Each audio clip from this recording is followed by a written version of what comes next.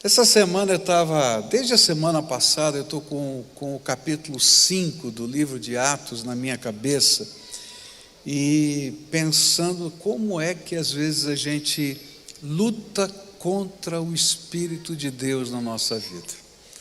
Como é que a gente entra numa batalha diferente, é uma batalha com o próprio Deus. E o capítulo 5 todo do livro de Atos tem como tema exatamente isso, não é? O lutar contra Deus. Começa com Ananias e Safira e depois termina com o conselho de Gamaliel, onde ele vai dizer exatamente isso. Olha, toma cuidado, porque se essa obra for de Deus, não é? Você não vai conseguir detê-la e você vai estar lutando contra o próprio Deus. E eu gostaria de nessa manhã pensar no capítulo 5 do livro de Atos, junto com você, e sobre as maneiras como nós às vezes lutamos com Deus, e às vezes nem percebemos que estamos lutando contra Deus. A palavra de Deus vai nos dizer nos versículos de 1 a 5 do livro no capítulo 5 do livro de Atos, diz assim: Mas um homem chamado Ananias, casado com uma mulher que se chamava Safira, vendeu um terreno e só entregou uma parte do dinheiro aos apóstolos, ficando com o resto. E Safira sabia disso. E então Pedro disse a Ananias: Por que você deixou Satanás dominar o seu coração? Por que mentiu para o Espírito Santo? Por que você ficou com uma parte do dinheiro que recebeu pela venda daquele terreno? Antes de você vendê-lo, era seu, e depois de vender, o dinheiro também era seu. Então, por que resolveu fazer isso? Você não mentiu para seres humanos, mentiu para Deus. Assim que ouviu isso, Ananias caiu morto, e todos os que souberam do que havia acontecido ficaram com muito medo. Pai querido, ajuda-nos a compreender a Tua palavra, mas mais do que isso, aplica a Tua palavra ao nosso coração. Tu tens uma mensagem para mim, para cada um de nós aqui, e nós queremos ouvir a Tua voz. Visita-nos, Senhor, que a Tua presença seja irresistível na nossa vida. É aquilo que oramos no precioso nome de Jesus. Amém e amém. Deixa eu explicar para você o que está acontecendo no meio dessa igreja, nesse momento histórico. Esse era um momento crucial na vida da igreja. A perseguição contra os cristãos estava se intensificando. Os apóstolos tinham sido presos, tinham sido ameaçados, caso eles continuassem a pregar a respeito de Jesus. E então era tempo de decidir se a igreja deveria avançar na sua ousadia de fé, na proclamação, no serviço, ou se ela deveria recuar, se acomodar e esconder-se. E então a igreja ora. E há um mover do Espírito Santo, e aí esse mover do Espírito Santo faz com que, literalmente, o lugar em que o povo de Deus estava orando tremesse. E é isso que está lá no capítulo 4 do livro de Atos. Depois da perseguição, eles vão lá, contam para a igreja, oram, e o lugar onde eles estavam, diz a Bíblia, tremeu da presença do Espírito Santo. E aí esse Espírito, não é? Começa a mover a igreja e o povo de Deus começa a responder esse desafio. E é nesse momento que entra em cena um homem chamado Barnabé. E lá no capítulo 4, versículos 36 e 37, está escrito assim: Foi assim que José vendeu um terreno dele e entregou o dinheiro aos apóstolos. José era levita e havia nascido na ilha de Chipre, e os apóstolos o chamavam de Barnabé, que quer dizer aquele que dá ânimo. E por causa dessa oferta tão expressiva, não é?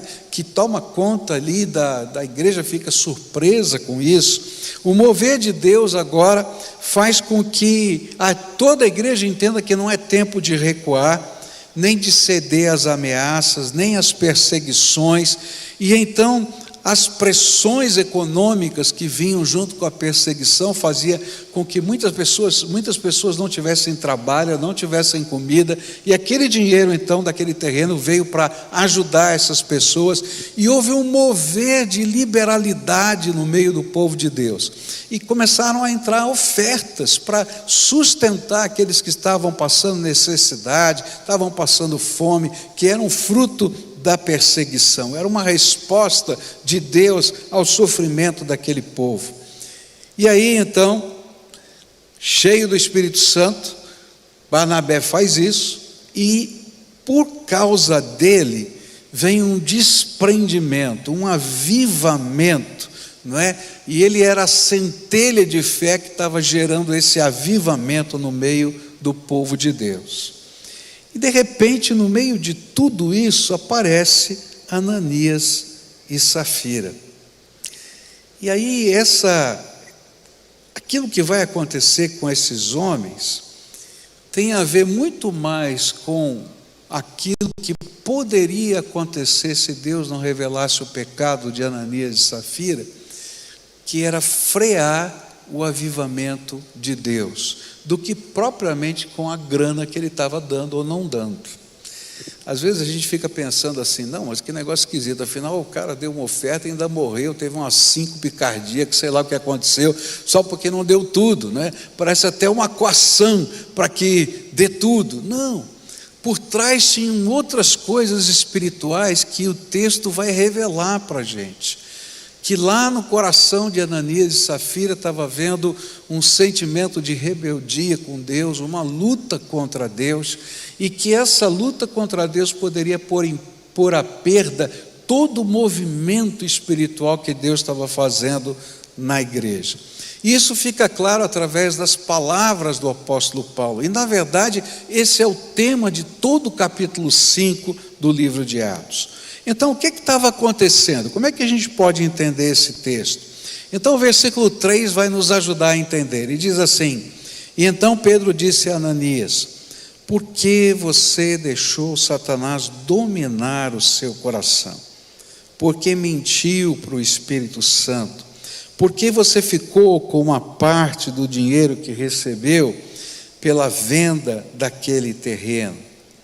Primeira coisa que a gente vai aprender sobre lutar contra o Espírito de Deus, lutar contra a vontade de Deus, lutar contra o próprio Deus, é que isso é incentivado por Satanás. E é isso que está sendo claro aqui. Deus teve que julgar com muito rigor, porque o inimigo estava semeando uma ideia hipócrita no coração, na mente de Ananias, e que talvez pudesse permear toda a igreja. A chave do problema desse texto não está no dinheiro, nem na oferta, mas em quem tem o controle da nossa mente e do nosso coração. O mover do Espírito Santo estava levando toda a comunidade a buscar um enchimento do Espírito, que levava a uma entrega total e absoluta. Mas naquele momento Satanás havia enchido o coração de Ananias com um outro tipo de sentimento. O sentimento de que a gente pode andar com Deus com uma entrega parcial. E que se a gente tiver uma área da vida para Deus, está maravilhoso, está ótimo. Deus não precisa ser o dono de tudo do nosso coração, de tudo na nossa vida, o Senhor de todas as coisas, porque se eu der só um pouco e guardar o resto para mim, eu não estou falando de grana, estou falando da vida, do coração, da mente, já está bom, afinal de contas, né? Eu sou dono do meu nariz, eu faço o que eu quiser.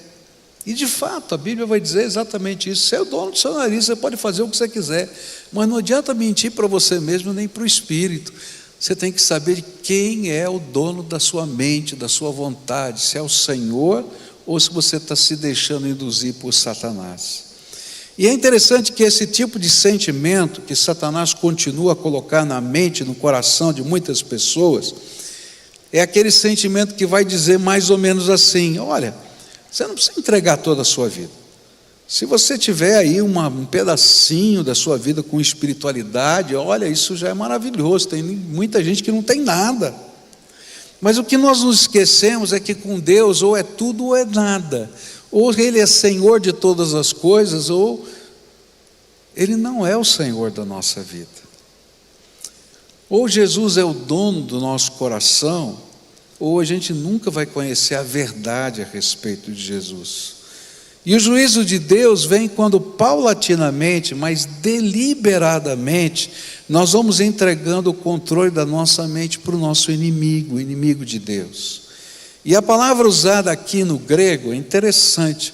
Ele fala que Satanás foi enchendo a mente de Ananias e Safira até ficar cheia, completa. E essa palavra grega é justamente isso, né? E o tempo verbal foi enchendo até que se completou, até que lotou.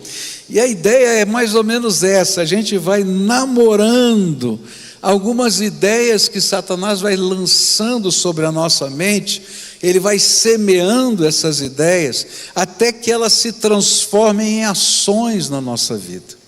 E elas vão enchendo a nossa mente, vão enchendo o nosso coração, e elas se tornam ações na nossa vida. Você vai aprender na vida, e se você olhar para a tua história de vida, você vai encontrar momentos assim, em que você vai perceber que a porta do seu coração só tem tranca pelo lado de dentro. E assim como eu posso abri-la para Jesus, eu posso abri-la também para o inimigo, na maneira como os meus pensamentos tomam conta da minha vida. E quando nós vamos abrindo essas brechas espirituais, o inimigo vai fazendo da nossa mente o depósito do seu lixo. E ele vai arrancando a paz que está no nosso coração, e ele começa a colocar a intriga, a desconfiança. Ele vai destruindo a nossa humildade, vai lançando o orgulho. Ele vai tirando de nós essa dependência de Deus e vai enxertando dentro de nós rebeldia. Ele vai tirando a alegria e vai colocando a amargura. Mas especialmente ele tira a autenticidade, a verdade, a integridade e coloca a hipocrisia. O que o inimigo gosta de fazer é transformar o cristão num hipócrita. Alguém que tem um discurso bonito, tem orações bonitas, mas que não corresponde com a inteireza do seu coração. A palavra integridade quer dizer isso mesmo, inteireza do coração. Tem tanta gente aí, não é, que está na igreja, que adora a Deus, que levanta a mão para o céu, faz orações tão bonitas, mas a gente percebe que a vida não está bem dentro do casamento, a vida não está bem nos negócios, a vida não está bem nos relacionamentos, porque isso é uma casca, porque o inimigo vai enchendo a mente e o coração dessas pessoas de coisas, de sentimentos que não procedem da graça de Deus, e nós vamos permitindo, e isso vai nos afastando daquilo que Deus preparou para a nossa vida. E aí a gente começa a ver um monte de coisa contraditória, não é? Eu me lembro anos atrás, e você deve ter se lembrado também disso, deve ter visto também isso, que alguns, né, dentro de um determinado governo aí, nosso aqui do Brasil, receberam a propina, não é? E depois de receber a propina, fizeram uma reunião de oração para dar graças a Deus. Você lembra desse fato? Como eu queria estar no tempo do apóstolo Pedro, né? Que todo mundo ia morrer fulminado naquela hora, você não acha? Não é? Por quê? Porque Satanás colocou uma semente de mentira no coração. Toma cuidado com o que o inimigo está semeando na tua mente e no teu coração, porque Ananias e Safira abriram a mente para uma semeadura do inimigo. E a semeadura era mais ou menos assim: olha, você não precisa dar tudo. E de fato ele não precisava. Faz de conta que deu tudo. E aí é que estava o problema. Porque ele queria, na verdade, a glória dos homens e não a bênção de Deus na sua vida. Segunda coisa que esse texto vai colocar para mim, que é como a gente luta com o Espírito. Então, a primeira coisa, quando a gente aceita a semeadura do inimigo na nossa mente. E aí o diabo vai criando brechas espirituais. Segunda maneira, versículo 3, o apóstolo Pedro vai dizer assim: por que mentiu para o Espírito Santo? Por que você ficou com uma parte do dinheiro que recebeu pela venda daquele terreno? Satanás semeou outra ideia. Você não precisa se justificar, simplesmente entregue a sua oferta como se fosse tudo. Afinal de contas, você não deve satisfação a ninguém, muito menos a esses apóstolos. E o próximo passo foi algo que parecia tão irrelevante: mentir ao Espírito Santo. Mentimos ao Espírito Santo quando desejamos fazer o que Ele nos manda do nosso jeito, da nossa maneira, e não obedecemos à voz dEle no nosso coração. Essa para mim é a coisa mais complicada desse texto. Como é que eu e você mentimos ao Espírito Santo? É quando a gente tenta convencer o Espírito que a gente está fazendo o que Deus quer na nossa vida do jeito da gente. Não, eu estou fazendo a vontade de Deus. Estou fazendo, mas do meu jeito. E aí eu estou mentindo para mim mesmo e para Deus. Quando a palavra de Deus me confronta, eu acho uma desculpa, eu acho uma alternativa. E aí eu estou mentindo para o Espírito Santo e estou mentindo para Deus, estou mentindo para mim mesmo. O Espírito Santo havia mandado Ananias e Safira venderem a sua propriedade e dar tudo. Ele tocou o coração deles e eles se disseram assim: vamos fazer que nem Barnabé fez, vamos vender a nossa propriedade e vamos dar, porque tem tanta gente passando necessidade, a gente vai fazer isso para a glória do Senhor. Mas quando eles viram a grana na mão, eles disseram: não vamos fazer isso, só vamos fazer de conta que é isso, não fala nada para ninguém, a gente vai lá e diz: ó, que nem Barnabé, nós estamos entregando tudo, mas só que não era tudo. E o que a Bíblia vai dizer para a gente é que ele poderia não ter ouvido a voz do Espírito, dizer: Senhor, eu não estou preparado para fazer essa entrega. E não teria problema, ele estaria lutando, mas ele não estaria mentindo ao Espírito. Mas quando ele ouviu e fez só parte do que Deus tinha mandado ele fazer, como se fosse tudo, ele começou a mentir ao Espírito. E ele estava mentindo a si mesmo. E esta forma de engano geraria na comunidade um princípio que era pernicioso, destrutivo, que era o princípio da hipocrisia cristã. Aquele princípio que faz com que o povo não viva o que prega, nem pratica o que crê. E o que estava em jogo aqui era a autenticidade do avivamento que Deus estava dando naquela igreja. Porque da mesma maneira que o avivamento havia chegado por um homem, Barnabé, a sua autenticidade poderia ser destruída pela influência de outro homem, que era Ananias. E assim como aconteceu lá com Acã, lembra lá da história de Acã, lá na entrada da terra prometida, quando ele toma aquelas capas, aquelas barras de ouro, enterra debaixo da sua tenda, e ele estava mentindo ao Espírito de Deus, fazendo de conta que estava tudo bem quando estava mal. Da mesma maneira, Ananias estava fazendo agora com a igreja. O que eles estavam tentando fazer era dar um jeitinho na situação. E a mente corrompida por Satanás armou um plano para que eles fossem admirados pela sua piedade e consagração. A gente vai pegar um pouco desse dinheiro, oferecer aos pés dos apóstolos, como se fosse tudo. Ninguém vai ficar sabendo e seremos tão amados quanto Barnabé. Isso era pura hipocrisia, só aparência. Não era por amor aos necessitados ou a Deus, era puro egoísmo mentiroso. E a verdadeira motivação era prestígio pessoal e o aplauso das pessoas. O que eles não percebiam é que não estavam mentindo aos homens, mas a Deus, ao seu Espírito Santo que sonda os nossos corações. Será que a gente pode esconder alguma coisa de Deus? Será que tem algum jeito da gente fazer isso? Não tem. A Bíblia diz, né? Onde você vai se esconder do Espírito Santo? Se você subir na montanha, ele está lá. Se ele descer a profundidade do mar, ele está lá. Tem algum lugar que você possa se esconder, que ele não saiba o que está fazendo?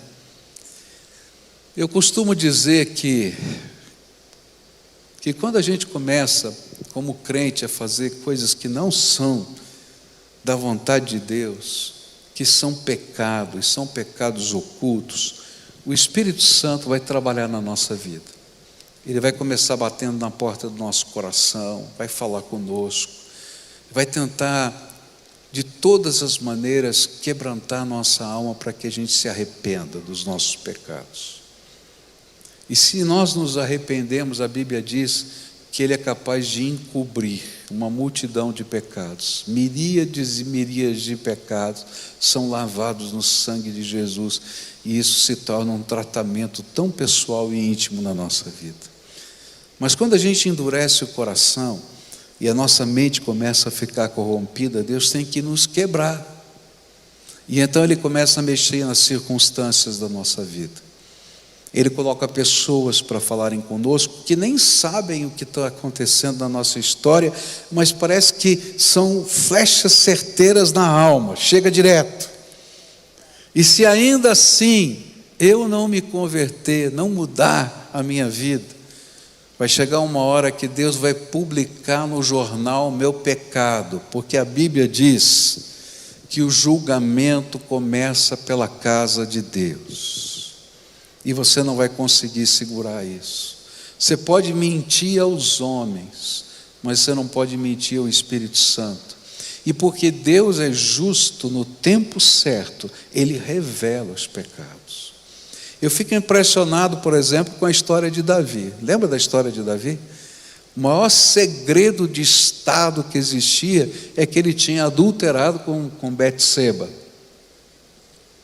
Mas chega Natã lá, cheio do Espírito Santo, e diz: tu és este homem, e começa a dar a ficha completa de Davi, tudo que ele tinha feito, do jeito que ele tinha feito, da maneira como ele tinha feito,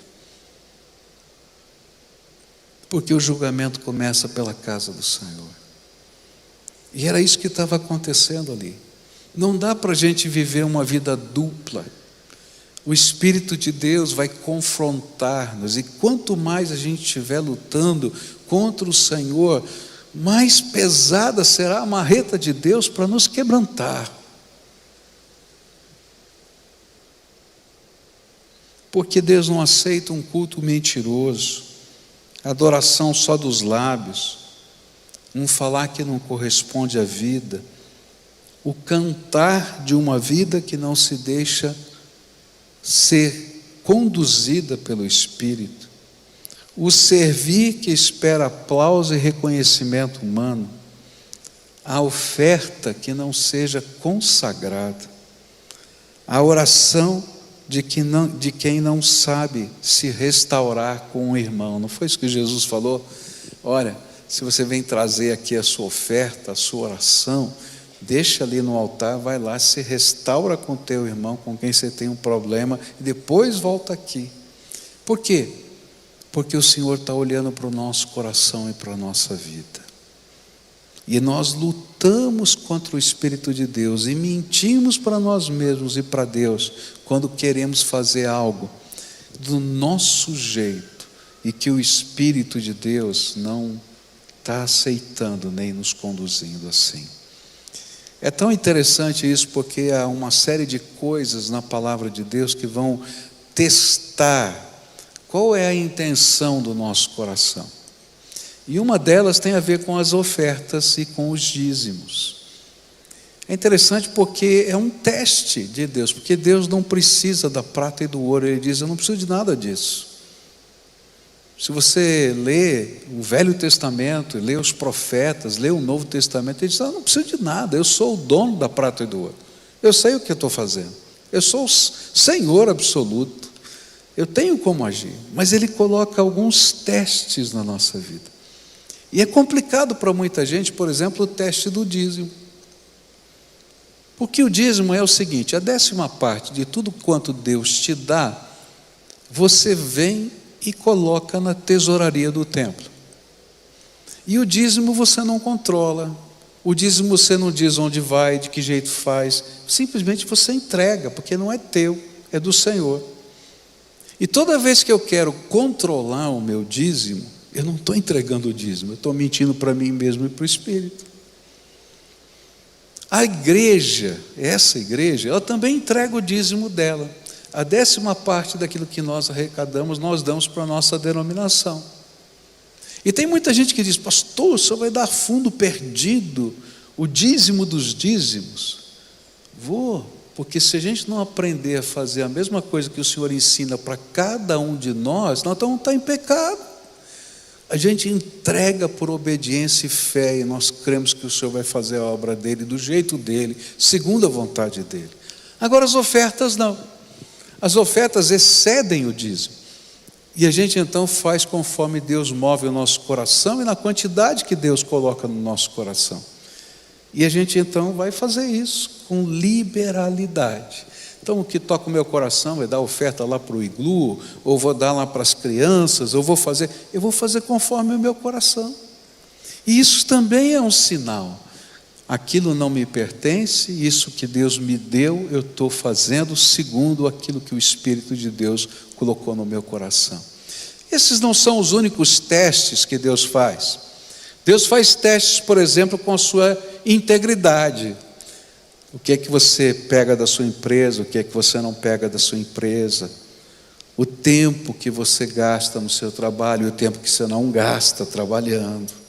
São testes que Deus coloca diante de nós. Por quê? Porque a vida de um cristão precisa revelar a integridade de Jesus todos os dias, de todas as maneiras.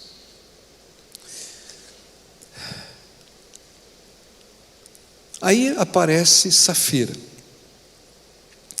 E aí a palavra de Deus vai dizer o seguinte: a mulher de Ananias chegou umas 3 horas depois, sem saber o que havia acontecido com o marido. E aí Pedro perguntou a ela: me diga, foi por esse preço que você e seu marido venderam o terreno? Foi, respondeu ela. E então Pedro disse: por que você e o seu marido resolveram pôr à prova o Espírito do Senhor? Os moços que acabaram de sepultar o seu marido já estão lá na porta, e agora vão levar você também. E no mesmo instante ela caiu morta aos pés de Pedro. E os moços entraram, e vendo que ela estava morta, levaram o corpo dela e o sepultaram ao lado do marido. A terceira atitude foi mais inconsequente do que as outras: pôr à prova o Espírito do Senhor. Por quê? Porque ela nos revela um coração que não teme ao Senhor, que não reconhece a sua santidade, nem crê que Ele julga os pecados. Pôr à prova o Espírito do Senhor significa: eu vou ver até onde eu posso provocar Deus sem receber o seu juízo. Está entendendo? Eu vou ver até onde eu posso ir, que Deus ainda não vai colocar sua mão pesada sobre mim. Eu me lembro de uma irmã aqui na igreja um dia, que estava muito brava, porque tinha tomado uma multa de velocidade nesses faróis, nessas lombadas eletrônicas, né? Por quê? Porque ela tinha o costume de testar a lombada. Qual é a máxima velocidade que eu posso passar pela lombada sem tomar multa? Então ela ia até aquele limite, depois ela dizia, será que tem uma tolerância? Eu vou então um pouquinho mais, até que um dia que ela tomou multa. E eu dei risada dela, falei assim, mas também um dia você ia tomar multa, se você vai testar o limite, né? Você vai descobrir qual é o limite, vai chegar. E tem gente fazendo exatamente isso com Deus, e isso chama-se provar o Espírito de Deus. Eu vou testar até onde eu posso ir, onde é que eu vou chegar no limite da paciência de Deus. Eu vou tentar experimentar o Espírito Santo para verificar se ele pode me apanhar na minha trama. E se eu for apanhado, o que pode acontecer? Gente, as mentes influenciadas pelo diabo não se apercebem da santidade de Deus, nem da sua justiça, nem tampouco do amor que Ele tem para com a sua igreja, não só para com as pessoas. O juízo de Deus vem para que a igreja de Jesus tenha autoridade e os crentes cheios do Espírito Santo e do temor do Senhor possam frutificar ainda mais. Provar o Espírito Santo é brincar de ser crente. Algumas pessoas não creem que Deus possa revelar os seus pecados, que Deus possa julgá-los. Por isso brincam sem qualquer temor de Deus. Mas, queridos, Deus revela os pecados. E se for preciso, publica no jornal. E foi justamente isso que ocorreu naquele momento. Só o Espírito Santo poderia revelar a mentira e o ardil de Satanás que estava operando através daquele casal. E então, sem que ninguém tivesse dito nada, o segredo é revelado publicamente, para que toda a igreja pudesse saber que mentira o Espírito é profanar a presença santa do Senhor no meio do seu povo. E aí Deus julga a casa dele e faz com que o seu juízo seja aparente e notório, para que haja temor do Senhor no meio da comunidade. É como se Deus estivesse dizendo assim, gente, comigo você não brinque não, é coisa séria. É interessante que a Bíblia está cheia de textos aqui para nos explicar essa verdade, que o Senhor julga a sua casa, que a gente precisa trabalhar essas coisas. E eu queria terminar essa mensagem, o meu tempo terminou, dizendo que o capítulo 5 vai ser concluído com o conselho de Gamaliel, porque o tema do capítulo 5 é esse, não lute contra o Espírito. Eles prendem agora, o Sinédrio prende outra vez os apóstolos, e agora põe eles na cadeia, os anjos do Senhor vão e os libertam, no meio da madrugada eles saem, e os anjos do Senhor dizem, vão lá e preguem a palavra, e assim, numa ousadia santa, eles estão lá no pátio do templo pregando, e o Sinédrio reunido manda buscá-los na cadeia. E quando eles chegam lá e dizem, a cadeia está trancada, os guardas estão lá, estão na porta, não entendemos o que aconteceu, mas eles não estão lá. Fugiram? Não fugiram, estão no pátio do templo pregando o que vocês disseram que não podiam pregar. E aí então vão buscá-los, mas morrendo de medo. Tem algo extraordinário de Deus acontecendo aqui, e a multidão está se convertendo. E eles dizem, o que nós vamos fazer com esses homens? E a Bíblia diz, decidiram matá-los. E aí entra Gamaliel, e diz assim, gente, se esse negócio é de Deus, ninguém vai poder parar. E se esse negócio não é de Deus, não vai prosperar. Agora, se for de Deus e vocês estiverem lutando contra isso, quem pode ganhar de Deus. E assim termina o capítulo 5, com esse conselho de Gamaliel. E o conselho é justamente esse. Se você estiver lutando com Deus, você acha que pode ganhar? Quem pode ganhar de Deus? Nessa manhã eu queria estar orando junto com você, como a gente sempre faz aqui. E essa oração que eu quero fazer não é muito fácil de ser feita, não. Porque é uma oração de contrição, de confissão, de arrependimento. Porque a única maneira da gente sair da influência de Satanás na nossa mente chama-se arrependimento. A única maneira da gente parar de lutar com Deus chama-se entrega. A gente se arrepende dos pensamentos, dos pecados, das ações. Mas a gente não para no arrependimento, senão a gente vai continuar praticando as mesmas coisas. Mas a gente faz uma entrega. Senhor, vou fazer do jeito que o Senhor quer. Vou parar de mentir ao teu espírito. Tem algumas pessoas aqui que Jesus já chamou para se transformarem em verdadeiros cristãos e precisam assumir compromisso com a sua fé, com Jesus e com a igreja através do batismo. E estão mentindo ao Espírito Santo. Estou aqui, estou cultuando, mas eu não quero compromisso. E o Senhor diz: filho, ou eu sou o seu Senhor, ou você é o dono da tua vida. Então para de mentir para você mesmo. Está entendendo? Não dá para ficar em cima do muro. Ou Ele é o Senhor, ou não é. Há outras pessoas a quem o Espírito Santo tem lutado e lidado com áreas específicas da vida. Às vezes lá dentro de casa, não é? Tem coisas que precisam mudar lá dentro da nossa casa. E a gente fica lutando contra Deus. Não, Senhor, não precisa disso agora, vamos deixar, quem sabe, pode ser. E o Espírito Santo diz: ou eu sou o Senhor da tua vida, ou você é o dono da tua vida, ou pior, ou o inimigo está sendo o dono da sua vida. Então hoje eu queria orar com pessoas a quem o Espírito Santo está dizendo: chega, para, porque a rota seguinte não é boa,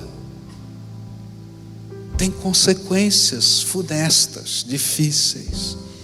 Então, se hoje o Espírito Santo de Deus está falando com você e você quer se arrepender, você quer se entregar, você quer se render ao Senhor, dizendo: chega, Senhor, vai ser do teu jeito. Eu quero convidá-la para você sair daqui do seu lugar e vir aqui à frente para a gente orar. E eu sempre repito isso: olha, esse lugar não é mais santo que os outros, mas isso é um teste para você, porque se você não tem coragem de ouvir a voz de Deus dentro de um templo, no momento de oração, não se iluda, você não vai ouvir lá fora. Então, se o Espírito de Deus está falando com você, vai vindo aqui agora, em nome de Jesus. Se tiver uma família inteira que o Espírito Santo está dizendo: está na hora, vem, em nome de Jesus, pode vir. Se você estiver lá em cima, na galeria, que essas escadas não te impeçam, venha para cá, em nome de Jesus. O Espírito Santo está falando com você, então venha. É tempo de entrega, é tempo de confissão, é tempo de busca espiritual, é tempo de deixar o Espírito Santo mover a tua vida aqui, tá? Não minta ao Espírito, nem lute contra o Espírito. Quem pode ganhar nessa batalha? Quem pode ganhar nessa batalha? Então venha, está na hora. O Senhor já está dizendo para você: está na hora, chega, está na hora, está na hora. Em nome de Jesus, em nome de Jesus, isso. A gente vai estar buscando a face do Senhor agora, crendo que Ele é bom, que Ele é tremendo, que Ele é poderoso, que Ele vai fazer maravilhas aqui no nosso meio, começando aqui dentro. e depois se multiplicando, não é? No nosso redor, na nossa casa, no nosso dia a dia, na direção de Deus para conosco. Pode vir, se o Espírito de Deus está falando com você, tá? Muita gente chegando aqui, a gente já vai orar.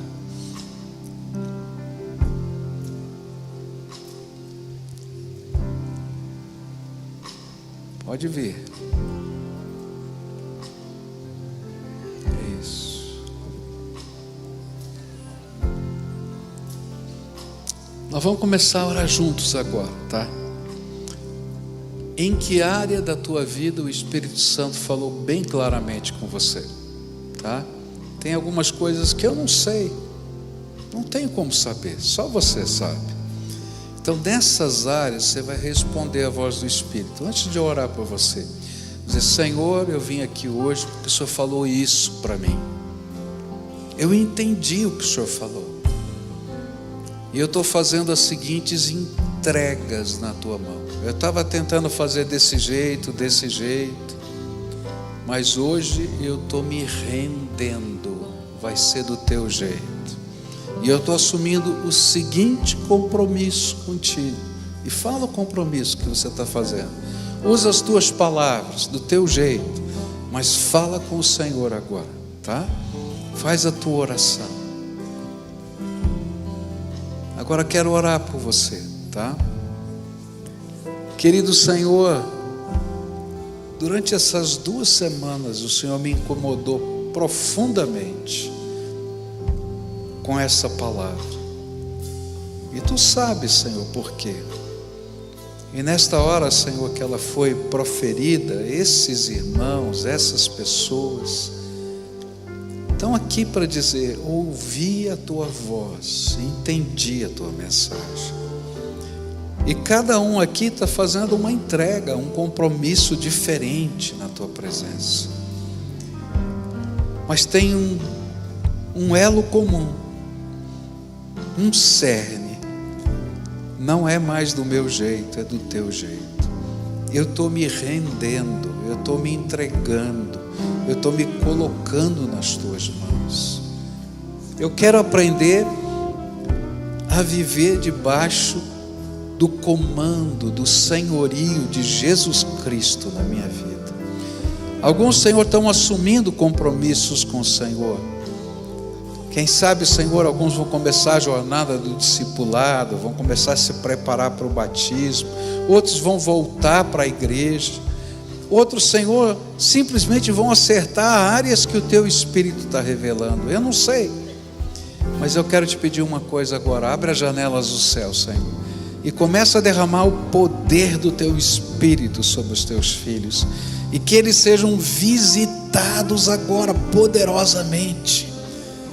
Que haja, Senhor, um derramar tremendo da Tua graça sobre eles, um transbordar, e que eles sintam, Pai, que o Senhor recebeu a entrega que eles estão fazendo, e que haja um selo abençoado da Tua presença sobre eles, e que eles possam ouvir a voz do Teu Espírito Santo: te abençoo, te abençoo, te abençoo, te abençoo, te abençoo, te abençoo, te abençoo, te abençoo, te abençoo. Faz, Senhor, isso, faz isso, e abençoa os Teus filhos. É aquilo que eu oro em nome de Jesus. Amém, amém. Algumas dicas aqui, tá? Primeira, marca um encontro com Jesus todo dia. A hora e o lugar você marca, Ele vai, tá? Se você tem uma Bíblia, leva a sua Bíblia para esse encontro, que Ele vai usar a Bíblia para falar com você. Se não tem, quero te dar uma de presente. Passa lá no ponto de encontro e diz assim: ó, o pastor falou que tem uma Bíblia para mim de presente. Vai lá e pega. Ninguém vai vender nada para você, é presente. Eu quero que você leve para casa, comece a estudar a palavra de Deus para crescer, porque é ali que Ele vai dizer qual é o caminho que você vai seguir, de que jeito você vai seguir. Se você quiser que a gente caminhe com você, para a gente vai ser um prazer isso, tá? Então você vai pegar o seu celular, tá? E vai entrar pibcuritiba.org.br, que é o nosso site, /Jesus. Entra lá, preenche lá o formulário e a gente vai começar uma jornada junto com você de caminhada de fé, tá bom? A gente quer caminhar junto, tá? E lá você vai colocar: olha, eu preciso de ajuda na área da família, eu preciso de ajuda no meu crescimento espiritual, eu tenho um vício que eu não consigo lidar. Você vai dizer lá e algum ministério da igreja vai entrar em contato com você para a gente poder caminhar junto, tá bom? Combinado assim? Tá? Mais importante, se esquecer tudo, marca um encontro com Jesus todo dia. Ele é que faz diferença na vida da gente. Todo dia Ele tem algo novo, uma bênção nova para você, tá bom? Vai na paz do Senhor. Tá todo o povo de pé agora, tá? E a gente vai orar junto, melhor, cantar junto. Nós já oramos juntos. Vamos cantar junto para a gente caminhar para o final desse culto.